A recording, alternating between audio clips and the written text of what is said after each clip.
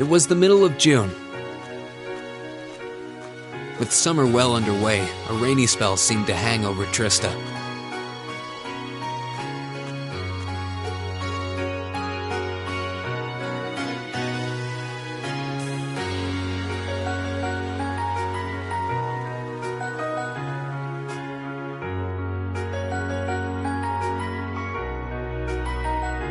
With our field study wrapped up, the other members of Class 7 and I returned to normal school life.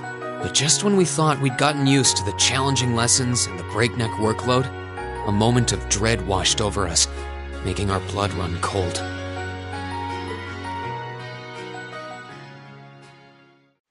As you all know, tomorrow marks the start of your midterm exams. I'm no good with all these papers and essays and circling answers, so I won't really be able to help you much. But I'm administering some of your tests, so I'll be cheering you on from the sidelines. Make me proud, class! Sometimes I lie awake at night and wonder how you became our teacher. As I recall, aren't you in danger of a lecture by the vice principal if our performance isn't up to par? Oh, I'm not too worried about that. Most of you tend to get pretty high grades anyway. I can hardly wait to see how well you all do. Remember, the results will be announced next Wednesday. Your scores will be posted on the board by rank, so you can see how you compare to the other classes in your year. Oh, the sooner this week is over, the better. I can almost taste the tedium. I'm not gonna let Emma squeak by me again this time. Oh, one more thing. They're gonna stick the average score for each class up there on the board, too. Our class averages? I suppose their intent is to furnish us with motivation in the form of class bragging rights. Well, I do enjoy a challenge. Anyway, I know it's only noonish, but I think that's enough homeroom for today. You guys can stay here and study, or just head on back to your dorms. Up to you. Prez, if you'll do the honors. Yes, instructor. Stand, bow.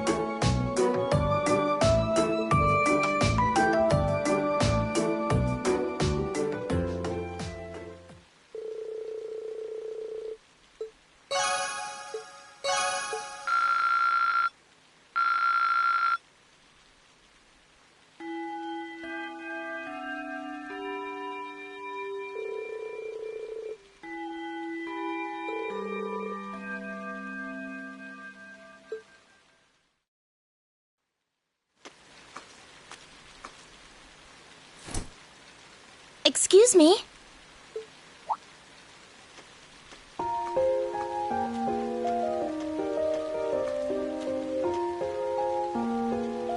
I do apologize for stopping you on a rainy day like this.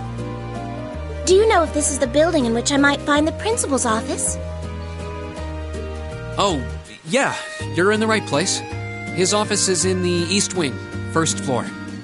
The receptionist might have gone home already, but I can show you the way if you'd like.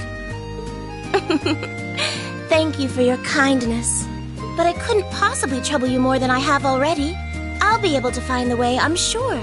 Well then, if you'll excuse me, Master Reen.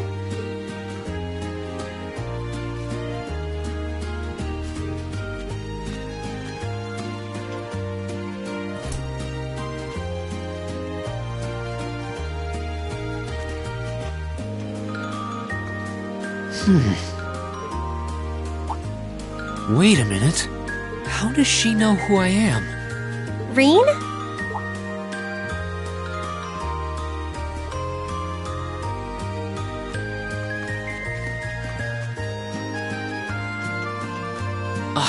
Hey there, Elisa. Heading back to the dorm? Yep. Emma and the others are staying a little longer to cram a little more. But I figured I'm not going to learn much more today, so I might as well call it a night and start prepping for tomorrow. Right.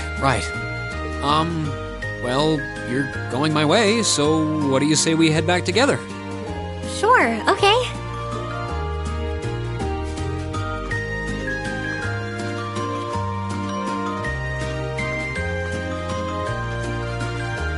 Hey, it's not often the two of us get to walk back to the dorms together, is it?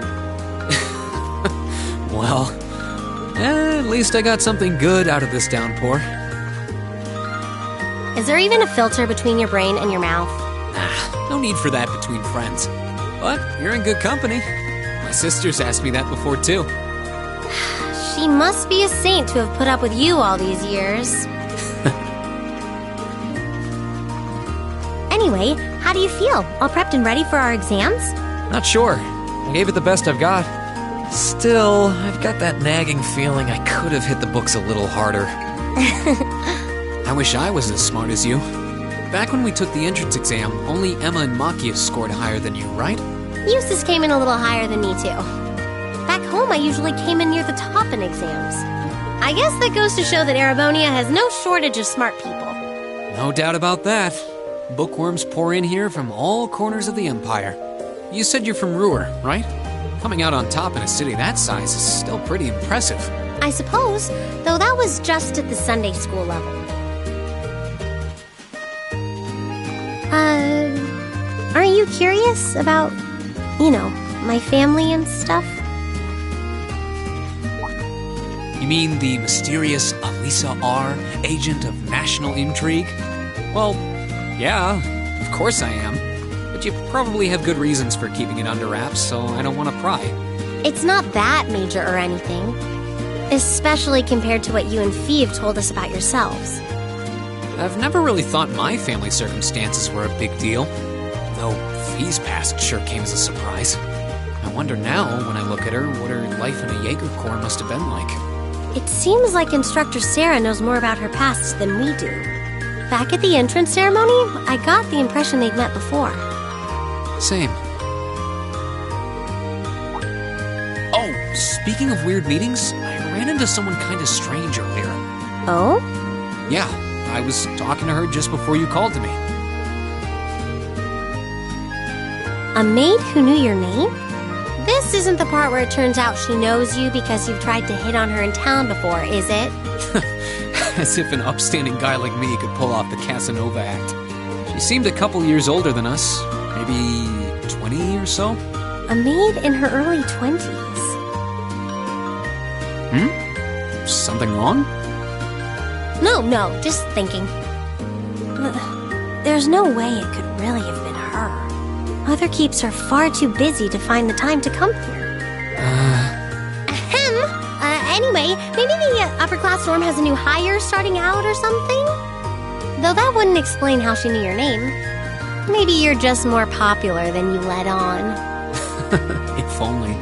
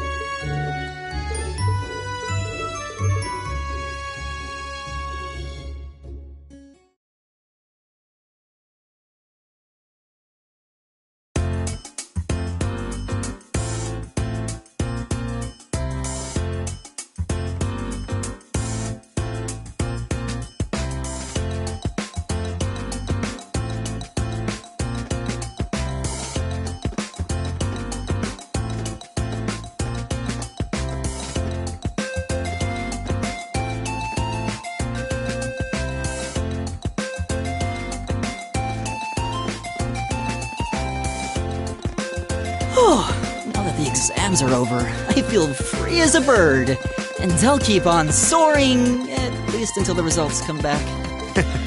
I sympathize, but personally, I've got a good feeling about these. How about you, Emma? How do you think you did? Well, I don't think I did too badly, all things considered. Just stop before you embarrass yourself. We'll just have to wait and see what next week's results look like. Anyway, what do you think that was all about with Instructor Sarah? Oh, you mean that whole thing about going out of town to meet someone? Going out of town? Won't be back until tomorrow night? It's almost as if... She's going to meet her secret lover? Impossible. The Empire hasn't yet turned out a man desperate enough to woo that alcoholic typhoon. You have a point. I can't deny she's got the looks to snare a man, but that personality and that lifestyle... You guys are terrible. Totally agreed, though. Ouch. Not surprised to hear that from you, though, Breen. She always seems to dump the most work on you. Will you be helping the student council again tomorrow? That's the plan. Heck, I'm almost looking forward to being the student council's errand boy after holding up studying for so long. Perhaps so. Oh, please let us know if you plan on exploring the old schoolhouse. Yeah, I'd be glad to lend a hand this time. Thanks. Better watch out, though. I might take you up on that offer. Ooh, looks like we're all up for a little exploration this time.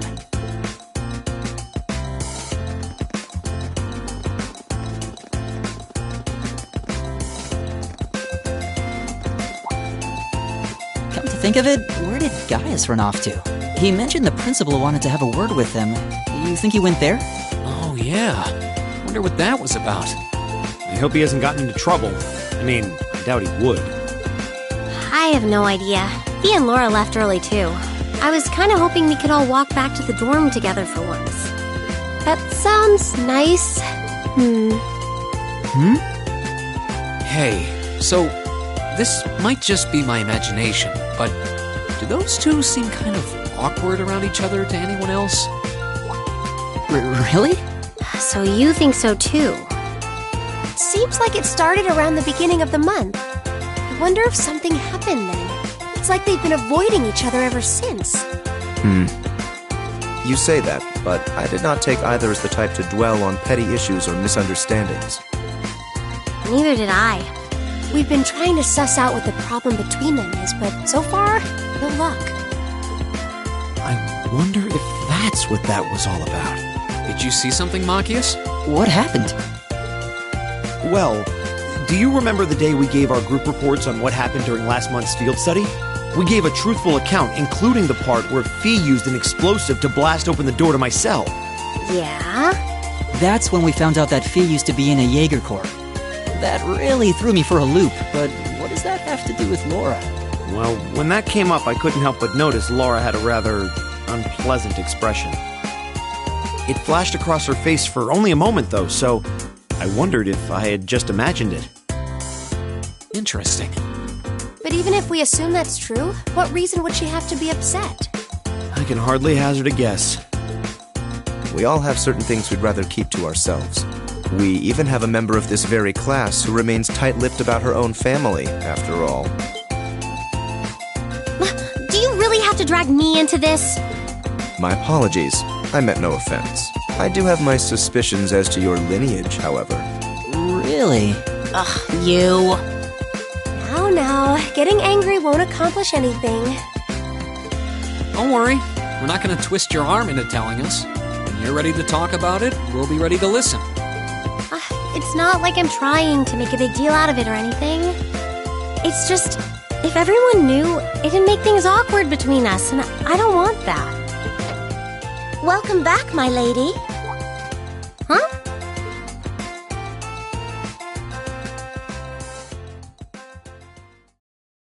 What? Sharon? It's so delightful to see you again.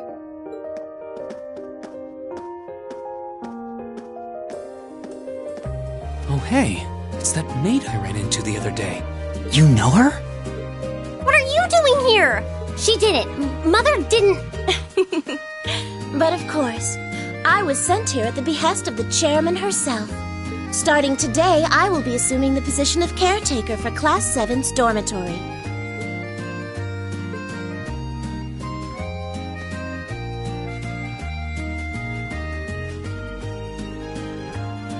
It's a pleasure to make your acquaintance, everyone.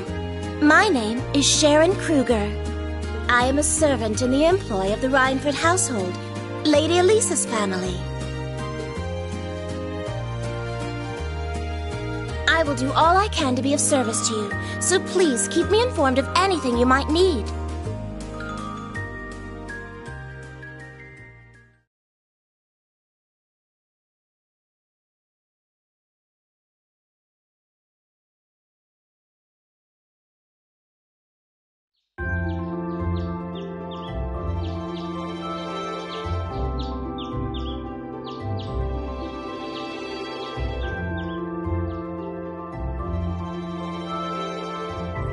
Whoa!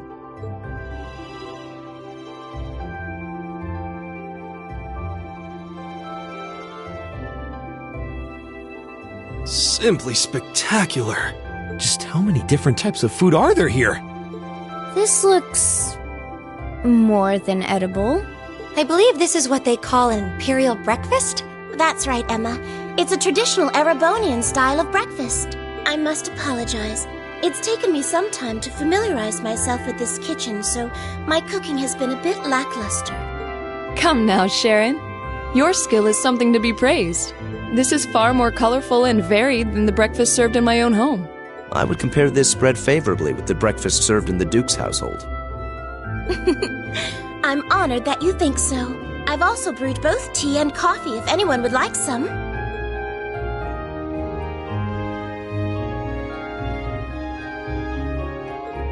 I get the feeling Elisa is less than impressed with the meal.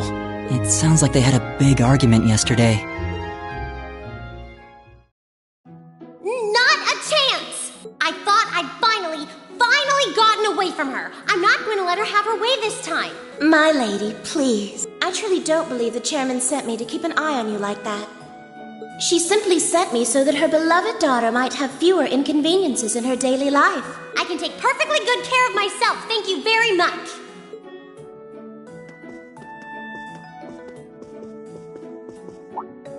Oh, fine! I'll take this up with her myself then. Is she in the office at corporate today, or is she out on inspection or something? I believe she'll be dining with the Ministry of Railways president in the capital today. After that, she'll be continuing her inspection tour, so she won't be back in Ruhr for another 5 days. Does she ever slow down? I'm surprised she doesn't burn through a pair of shoes a week. Anyway, I'm not going to take this lying down. She's stuck her nose into things one too many times. I can't believe that R actually stood for Elisa Rhineford. And from the sound of it, her mother's the company chairman, too. Yeah, I wasn't expecting that Elisa's mom is basically in charge of the continent's biggest industrial company. Her family's probably got more money than most of the aristocracy. I can see why she'd want to keep her family under wraps, what with all the nobles here. Anyway, I object to everything about this. Considering how busy Mother is, I'm sure she needs your assistance far more than I do. I knew it. You're really concerned about her, aren't you? The way you two care so much for each other deep down is one of the reasons I'm so proud to serve you. That's preposterous. Oh, my lady, I almost forgot to mention that I made plenty of your favorite apricot jam. Would you like me to spread some on your toast? Ooh, really? I mean, stop treating me like a child. Though yes, I would like some jam. It's almost heartwarming to watch. Looks like Sharon's got her number.